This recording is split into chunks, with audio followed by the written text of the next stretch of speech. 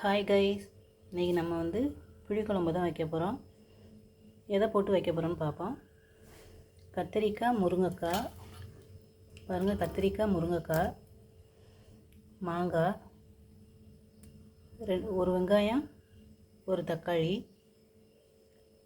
புளி ஒரு lemon size ஊற வச்சுருக்கேன், 2 ஸ்பூன் மிளகாய்த்தூள், 2 ஸ்பூன் மல்லித்தூள். வாங்க எப்படி செய்யலான்னு பார்க்கலாம்.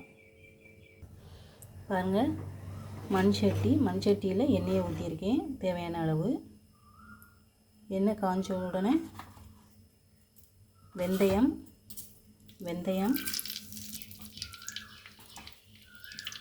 சோம்பு,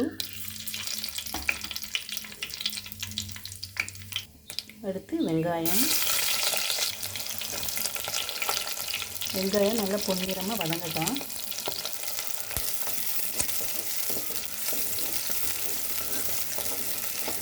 நல்லா வதங்கணும். எண்ணெயிலே நல்லா வதங்கிடுச்சு வெங்காயம். அடுத்து தக்காளி ஆட் பண்ணிடலாம். இது நல்லா வதக்குங்க.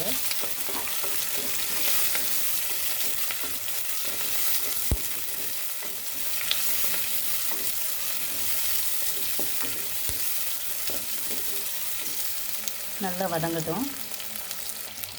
தேவையான அளவு மஞ்சள் தூள் ஆட் பண்ணிடலாம்.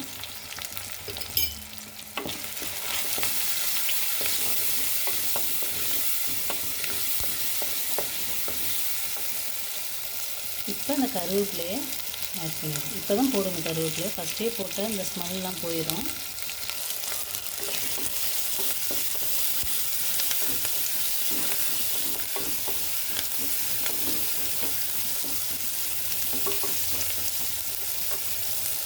அடுத்து இந்த காய்கறி எல்லாம் ஆட் பண்ணிடலாம்.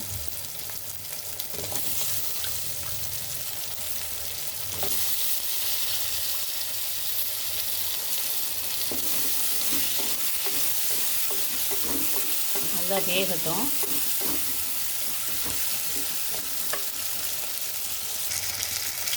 இந்த காயெல்லாம் வேக லைட்டாக உப்பு போட்டுக்கலாம்.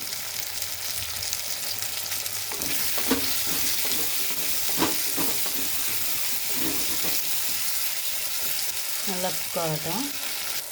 இப்போ கொஞ்சம் குக்காகிருக்கு. அடுத்து இந்த மிளகாய்த்தூள், மல்லித்தூளை ஆட் பண்ணிக்கலாம். இப்போ எதுக்கு நம்ம காய்கறியிலே போடுறோம்னா, அப்போ தான் அந்த பச்சை ஸ்மெல் போகும், பொடியோட ஸ்மெல்லு. அப்போ தான் காயிலே நல்லா சாரும். அதனால நம்ம ஃபஸ்ட்டே போடுறோம். இப்போ அந்த பச்சை ஸ்மெல்லாம் போயிடுச்சு. இப்போ நம்ம புளி கரைச்சலை ஊற்றிடுவோம்.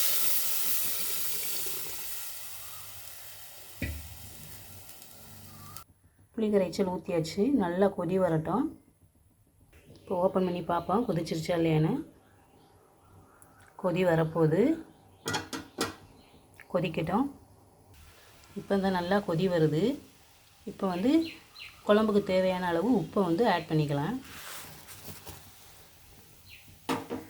நல்லா கொதிக்கட்டும், காய் வேகட்டும் நல்லா. அதுக்கப்புறம் தான் நம்ம அந்த மாங்காயை போடுவோம். நல்லா கொதித்து வற்றுது. இன்னும் ஒரு 3 நிமிஷம் இருந்தால் போதும். இப்போ நம்ம அந்த மாங்காயை ஆட் பண்ணிடலாம்.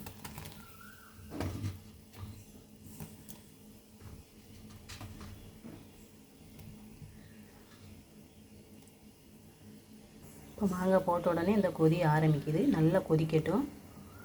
கொஞ்சம் கொதித்து வற்றட்டும். பாருங்கள், நல்லா கொதித்து வற்றிடுச்சு கைஸ். அவ்வளோதான் புளிக்குழம்பு.